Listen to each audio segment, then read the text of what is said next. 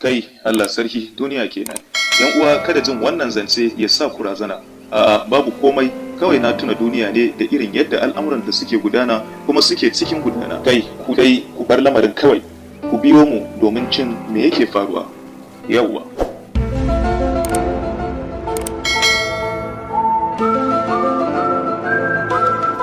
A duk lokacin da zuciyarka take raya maka cewa ka kai makura a fagen soyayya, kake jin kuma ka cancanci a baka lambar yabo a fagen, sai ka tuna da soyayyar wasu mutane guda biyu da labarin soyayyar su ta zamto wata hanyar daukakar su ne a duniya. To sai ka gane cewa kai a fagen soyayyar ma wasan yara kake yi.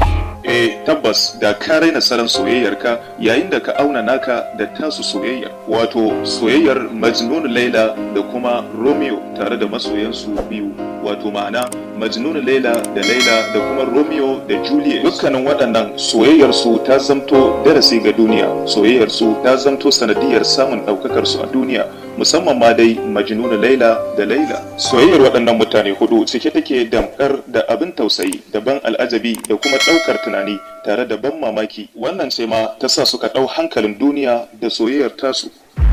Duba ga cewa duk lokacin da aka bude faifan bayani akan soyayya ba a yi zancen su ba, to ko shakka babu za a iya cewa an yi tuya ne an manta da albasa.